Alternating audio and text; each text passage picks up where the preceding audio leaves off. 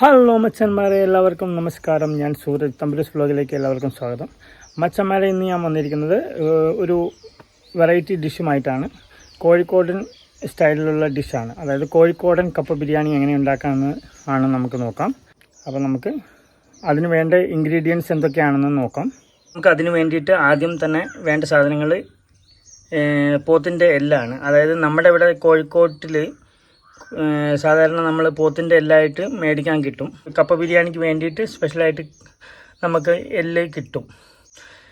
അപ്പോൾ അത് ഞാനൊരു 1.5 കിലോ എല്ലാണ് മേടിച്ചിട്ടുള്ളത്. പിന്നെ ഒരു 2.5 കിലോ കപ്പ അതായത് കഴുകി വൃത്തിയാക്കി വെച്ചിട്ടുണ്ട്. പിന്നെ ഒരു 5 സബോള എടുത്തിട്ടുണ്ട്. പിന്നെ നമ്മൾ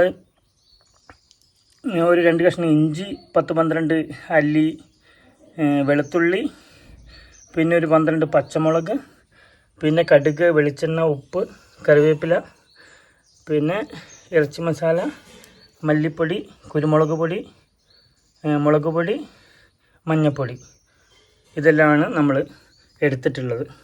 എല്ലൊക്കെ നന്നായിട്ട് കഴുകി വൃത്തിയാക്കി വെച്ചേക്കുവാണ്. ഒരു 4-5 പ്രാവശ്യം കഴുകി. നമ്മുടെ ഇവിടെ നാട്ടിലൊക്കെ നല്ല ഇറച്ചിയുള്ള മാംസത്തോടു കൂടിയ എല്ലാമാണ് കിട്ടുന്നത്. തീരെ ഇറച്ചിയില്ലാത്ത എല്ലാണെങ്കിൽ കുറച്ച് ഇറച്ചി മേടിച്ച് ഇതിൻ്റെ അകത്ത് മിക്സ് ചെയ്യുന്നത് നല്ലതായിരിക്കും. 1 കിലോ എല്ലിന് 2 കിലോ കപ്പ എന്ന കണക്കിലാണ് നമ്മൾ സാധാരണ വെക്കാറ്. ഞാനിപ്പോൾ ഏകദേശം ഒരു 1.5 കിലോ എല്ല് മേടിച്ചു. ഒരു 2.5 കിലോ കപ്പയാണ് ഞാൻ ഇതിൻ്റെ കൂടെ മിക്സ് ചെയ്യുന്നത്. ആദ്യം തന്നെ നമുക്ക് ഇതൊന്ന് മസാലയൊക്കെ ഇട്ട് ഒരു അരമണിക്കൂർ സെറ്റ് ചെയ്ത് വെക്കണം. അതിന് ഞാനൊരു നല്ല എരിവുള്ള ഒരു 2-3 ടീസ്പൂൺ മുളക് പൊടി ഇടുന്നുണ്ട്. 1 ടീസ്പൂൺ മഞ്ഞൾപ്പൊടി ഇടുന്നുണ്ട്. പിന്നെ ഒരു 2 ടീസ്പൂൺ കുരുമുളക് പൊടി ഇടുന്നുണ്ട്. പിന്നെ നമ്മൾ 1 ടീസ്പൂൺ ഇറച്ചി മസാല, 1 ടീസ്പൂൺ മല്ലിപ്പൊടി ഇടുന്നുണ്ട്. ഇനി നമ്മൾ ഒരു 3 ടീസ്പൂൺ ഉപ്പും കൂടി ഇടാം. ഉപ്പൊക്കെ നിങ്ങൾ ആവശ്യത്തിന് നിങ്ങളിതിന് നോക്കി ഇട്ടാൽ മതി. ഞാനൊരു 3 ടീസ്പൂൺ ഇട്ട്, കുറവാണെങ്കിൽ പിന്നെ ഇടും. പിന്നെ ഒരു 2 ടീസ്പൂൺ വെളിച്ചെണ്ണയും കൂടി ഒഴിക്കുക ഇതിൻ്റെ അകത്ത്. അതിനുശേഷം ഒരു 4 ഇല്ലി കറിവേപ്പിലയും കൂടി ഇടുവാണ്. ഇനി ഇതൊന്ന് നന്നായിട്ടൊന്ന് മിക്സ് ചെയ്യണം. മസാലയൊക്കെ കുറവാണെങ്കിൽ കുറച്ചും കൂടി ഇട്ട് നോക്കാം. നമ്മളൊരു ഏകദേശ കണക്കിൽ ഇട്ടതാണ്, എല്ലാം കറക്റ്റാണ്. ഇനി ഇതൊന്ന് ഒരു അരമണിക്കൂർ സെറ്റ് ചെയ്യാൻ വേണ്ടി വെക്കാം. അരമണിക്കൂർ ഇങ്ങനെ ഇരിക്കട്ടെ, റെസ്റ്റ് ചെയ്യട്ടെ. അപ്പോഴത്തെ നമുക്ക് സവാളയൊക്കെ അരിഞ്ഞ് ഇഞ്ചിയും വെളുത്തുള്ളിയൊക്കെ ഒന്ന് ചതച്ച് വെക്കാം. അപ്പോൾ നമ്മൾ ഉള്ളിയൊക്കെ അരിഞ്ഞ് ഇഞ്ചിയും വെളുത്തുള്ളിയൊക്കെ ചതയ്ക്കുവാണ്.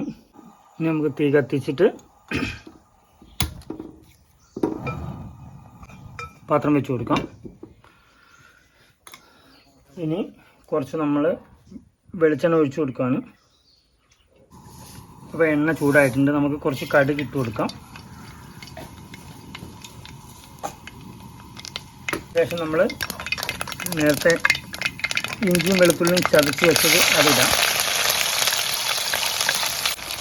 അതിനുശേഷം നമ്മൾ സവോള അരിഞ്ഞ്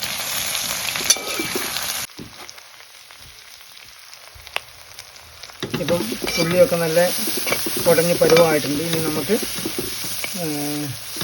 മസാല തേച്ച് വെച്ച് എല്ലിട്ട് കൊടുക്കാം. റെസ്റ്റ് ചെയ്യാൻ വെച്ച എല്ല് നമ്മൾ ഇട്ട് കൊടുക്കുകയാണ്.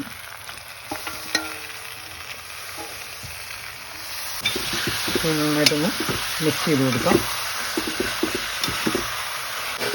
നന്നായിട്ട് വേവിച്ചെടുക്കണം. ഇനി ഇതിലൊരു 3 ലിറ്റർ വെള്ളം കൂടി ഒഴിച്ചു കൊടുക്കുകയാണ്. കാരണം നന്നായിട്ട് നിറഞ്ഞിരിക്കണം വെള്ളം, നന്നായിട്ട് വെന്ത് വരണം. എന്നിട്ട് നമുക്ക് ഇതിൻ്റെ അകത്ത് കപ്പ വേറെ ഉപ്പും മഞ്ഞൾപ്പൊടിയൊക്കെ ഇട്ടിട്ട് നമ്മൾ വേറെ അടുപ്പയിൽ വെക്കുവാണ് കപ്പ നുറുക്കി വെച്ചത്. എന്നിട്ട് അപ്പോഴത്തെ ഇത് വെന്ത് വരുമ്പോഴത്തേ നമുക്ക് ഇതിൻ്റെ അകത്ത് മിക്സ് ചെയ്യാൻ വേണ്ടിയിട്ടാണ്. നന്നായിട്ട് വെള്ളം ഒഴിച്ച് കൊടുത്തിട്ടുണ്ട്. നമുക്കിത് നന്നായിട്ടൊന്ന് മൂടി വെച്ചിട്ട് വേവിക്കാം. അപ്പോഴത്തെ നമുക്ക് 1 ടീസ്പൂൺ മഞ്ഞൾപ്പൊടി 2 ടീസ്പൂൺ ഉപ്പ് ഇട്ടിട്ട് നമുക്ക് വേറൊരു അടുപ്പിൽ വെക്കാം. ഒരു 5 ലിറ്റർ വെള്ളം ഒഴിച്ച് കൊടുക്കണം. ഇതിനകത്ത് കപ്പയൊക്കെ മൂടി കിടക്കണം വേവുമ്പോൾ. മഞ്ഞൾപ്പൊടി ഉപ്പ് കൂടുതലിട്ടാൽ കുഴപ്പമില്ല, അത് കപ്പയിൽ ആവശ്യത്തിനുള്ള പിടിക്കുകയുള്ളൂ. ഏകദേശം നമ്മുടെ എല്ല് നന്നായിട്ട് വെന്തുകൊണ്ടിരിക്കുകയാണ്. ഏകദേശം 45 മിനിറ്റോളം ആയി.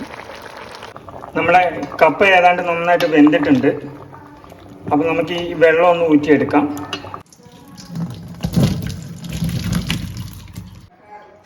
നമ്മളെ കപ്പ അടിപൊളിയായിട്ട് വെന്ത് കിട്ടിയിട്ടുണ്ട്. ഇനി നമുക്ക് എല്ലിലേക്ക് ചേർക്കാം. നമ്മൾ ഈ കപ്പയൊക്കെ ഒന്ന് നന്നായിട്ട് കുത്തി ഉടച്ചെടുക്കണം. അപ്പോൾ നമ്മുടെ എല്ല് നന്നായിട്ട് വെന്ത് വന്നിട്ടുണ്ട്. ഇനി നമുക്ക് ഇതിൻ്റെ അകത്തേക്ക് വേവിച്ചുടച്ച് വെച്ച കപ്പ ഇടാം.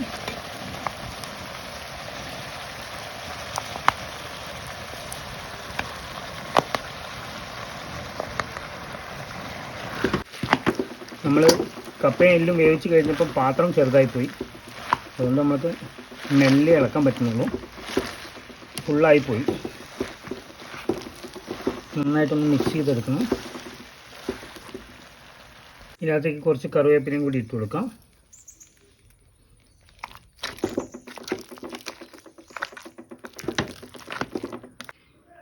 അപ്പം നമ്മുടെ കപ്പ ബിരിയാണി, കോഴിക്കോടൻ സ്റ്റൈലിലുള്ള കപ്പ ബിരിയാണി റെഡി ആയിട്ടുണ്ട്. അപ്പം ഈ വീഡിയോ നിങ്ങൾക്ക് ഇഷ്ടമായെങ്കിൽ തീർച്ചയായിട്ടും ലൈക്ക് ചെയ്യുക, ഷെയർ ചെയ്യുക, കമൻറ്റ് ചെയ്യുക. പിന്നെ സബ്സ്ക്രൈബ് ചെയ്യാത്തവർ ദയവായി സബ്സ്ക്രൈബ് ചെയ്യുക. അപ്പം ഇതുപോലുള്ള വീഡിയോകളുമായിട്ട് ഇനിയും വരുന്നവരെ എല്ലാവർക്കും ടാറ്റാ, ബൈ ബൈ.